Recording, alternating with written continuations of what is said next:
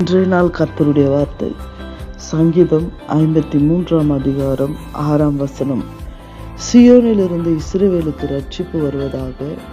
தேவன் தம்முடைய ஜனத்தின் சிறையிருப்பை திருப்பும்போது யாக்கோபுக்கு களிப்பும் இஸ்ரவேலுக்கு மகிழ்ச்சியும் உண்டாவதாக. ஆம் தேவ பிள்ளைகளே, இஸ்ரவேல் ஜனங்கள் எகிப்தில் சிறைப்பட்டு போயிருக்கும் பொழுது, பார்வோனுடைய பிடியில் இருக்கும் பொழுது அவர்கள் கண்ணீரினாலும் வேதனையினாலும் இருந்தார்கள். ஆனால் ஆண்டவர் அவர்களை அந்த எகிப்து தேசத்திலிருந்து வெளியில் கொண்டு வந்த அந்த நாட்கள், நான் நினைக்கிறேன், நிச்சயமாக அவர்களுக்குள்ள ஒரு களிப்பு உண்டாயிருக்கும், அவர்களுக்குள்ள ஒரு மகிழ்ச்சி உண்டாயிருக்கும். விடுதலையாய் அவர்கள் வனாந்திரத்தில் வந்ததை நாம் பார்க்கிறோம்.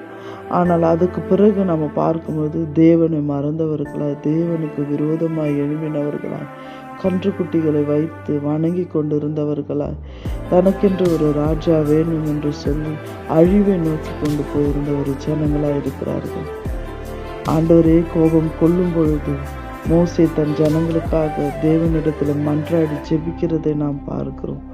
தேவ பிள்ளைகளே, மோசேயோட ஜெபம் மீண்டும் இஸ்ரவேலுக்குள்ள ஒரு ரட்சிப்பை கொண்டு வந்தது. இன்றைய காலை வேளையில் பாவத்திற்காகவும் சிற்றின்பத்திற்காகவும் அழிந்து கொண்டு போய் கொண்டிருக்கிற நம்முடைய உலகத்தினுடைய மீட்புக்காக உன்னையும் என்னையும் ஆண்டவர் இஸ்ரவேலாக யாக்கோபாக தெரிந்து கொண்டிருக்கிறார். நாம் ஜெபிக்கிற ஜெபத்தினுடைய காரியங்களுக்கு மகிழ்ச்சியும், நம்மளுடைய ஜெபத்தினுடைய சிறைப்பட்டு போனவர்களுடைய காரியங்களில் சிறையிருப்பிலிருந்து விடுதலையும் கொடுக்க அவர் வல்லவராய் இருக்கிறார்.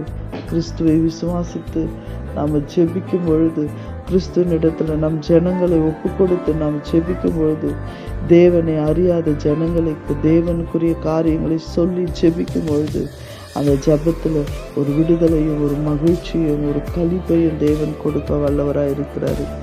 இருளில் இருக்கிற ஜனங்கள், இரட்சகரை அறியாமல் வாழ்ந்து கொண்டிருக்கிறவர்கள், விஞ்ஞானம் என்ற பெயரிலும் அறிவு என்கின்ற பெயரிலும் நாகரிகம் என்ற பெயர்களிலும் தன்னை அழித்து கொண்டு போயிருக்கிற ஜனங்களுக்காக உன்னை ஆண்டவர் இஸ்ரவேலாய் தெரிந்து கொண்டிருக்கிறார். உன்னை ஆண்டவர் யாக்கோபாய் தெரிந்து கொண்டிருக்கிறார்.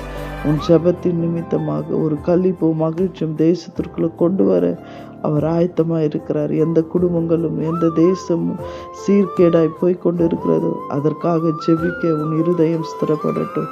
ஒரு நாளைக்கு ஒரு 5 நிமிடமாவது அழிந்து போகிற ஆத்துமாக்களுக்கு, அழிந்து போகிற உலகத்திற்கு ஜெபிக்க, ஆண்டவரே என்னை ஒப்பு கொடுக்கிறேன் என்ற ஒரு ஜெப வாஞ்சையோடு கூட நீங்கள் ஒப்பு கொடுப்பீர்கள் என்றால் இந்த நாள் உங்களுக்கு மகிழ்ச்சி நாளாய் களிப்பின் நாளாய் இருக்கும். God bless you. கர்த்தர் உங்களை ஆசீர்வதிப்பாராக.